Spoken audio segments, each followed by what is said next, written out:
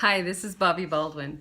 I hate watching myself in these things, but that's the only way I can monitor how it's working. And I'm doing this for myself. So anyway, today I wanted to talk to you a little bit about being an artist and what it takes to be an artist. It just takes a lot of ability to realize that no matter how good you are, you will always see the mistakes in your work. No matter what you do, you will always get better and better because of the fact that we are our own worst critic. We also are the person who makes us grow, because the more we raise our bar up, the more we see the errors in our work. And so even if you don't like your work, there are people who appreciate it for the stage that you were at, and appreciate it for the things that you did right at that time in your life. And yes, you're going to continue to grow. If you quit growing, you aren't going to have anything to paint for. So keep doing it, keep being who you are and putting it into your work, and take classes as you need them, and be nice to my friend, the artist there. I hear so many things from my students about criticizing themselves for mistakes that they make. And one of my favorite sayings is that you're only as good as the amount of mistakes that you make. And the reason for that is because if you continue to make mistakes, you have to force yourself to get past them. And once you learn how to get past those mistakes that you're making, you become a far better artist, because then they aren't mistakes anymore. You know how to adjust a painting, and that's all it is adjusting your painting. So many of my students get panicked when they put the wrong color in the wrong place. And if you can just learn how to, or teach yourself how to think about it in three colors, you know, everything that we see comes from the sun and the rays of the sun. And so that means that everything that we are looking at is red, yellow, and blue.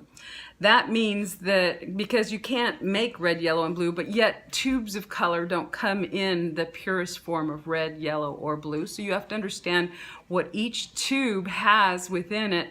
As in a nice cadmium lemon might be what you think is the purest form of lemon, but purest form of yellow, but that yellow also has some blue in it a lot of times, or it could have a little bit of red in it. If it's a cadmium yellow medium, there's a lot of red in it. So you have to look at each tube of paint and understand what each tube of paint has in it in order to understand, you know, if I put this color into my painting and this color is now the wrong color for what I want to use in that area, you have to understand how to manipulate it by adding the other color that's missing, or adding the two colors that might be missing, because you may want a gray form of a color, and any color that is not gray form, I shouldn't say that, a muddied form, which means that you have all three primaries together in the same color.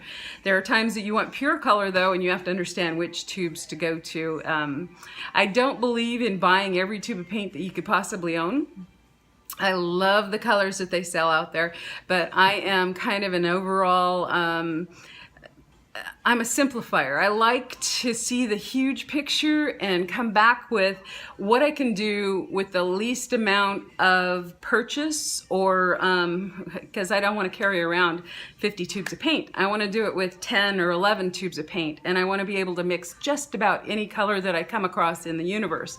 And so I have some of my brightest and most intense colors, but I can also take them with their complements okay, so this is how I think. So a complement is on a color wheel. If you look at a color wheel, I have a I don't see it around here, but I have a color wheel that I'll show you in my color theory class. And if you get the chance, come.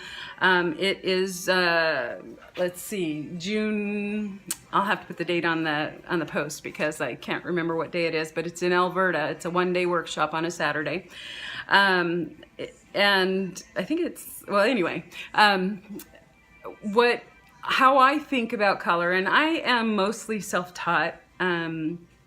I have gone to a lot of portrait seminars. I've watched a lot of famous, really excellent painters. I've gone to a few workshops, but I am I've got this, you know, the engineer dad and the psychotherapist mom, and so I have that gene in me that is really capable of figuring out how to get down to the basics, the core of things, and then to put it into a formula, so to say. It's not totally, nothing about art can really be formula. You can learn all these things that I can teach you about color and all that, but you still have to put your intuition into it. So my thinking, when my students were having a hard time mixing color, my thinking became, here's that in there, huh? I'm not supposed to do those M's.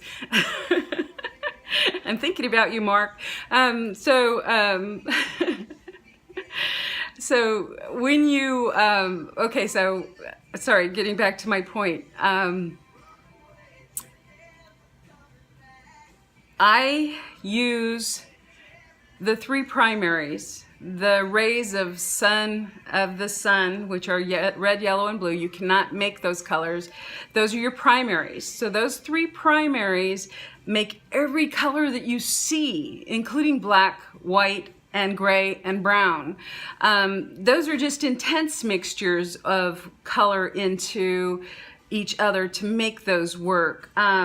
So if we are thinking about complements, going back to my thought there, if I'm trying to make a color that is the best shadow for any color that I'm painting, say I'm painting a yellow shirt, and the traditional way is to tell you to go look at the color chart and think about the color that's opposite of it on the chart. Well, if you don't have a chart in front of you, what you have to understand is that color that is across the chart from the color that you need to make into, it shadows into, is the other two missing primaries, or the other one missing primary. So your secondaries are orange, purple or violet, and green. And when those have two primaries in them. So when you're looking at either a secondary or a primary, so any one of those colors, that means red, orange, yellow, green, blue, and violet,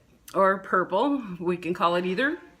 When you look at those colors, they either have one or two primaries in them. They don't have any more because it would be muddy otherwise. But what you're doing when you're looking to make shadows is you look at that chart, and that opposite color on the chart, you would find that orange is across from blue, and orange is red and yellow. If you looked at green, green is yellow and blue, so the opposite on the chart would be red. So that just means that you're using all three primaries when you want to make a shadow. So of course, yes, you could go to your chart and you could look that I'm making a yellow shirt, I'm painting this yellow shirt. What is the best color to go in to create the most natural looking shadow within that? And you would find that purple would be your additive. So that means that if you start painting that shirt, I mean, I wouldn't specifically go to one color.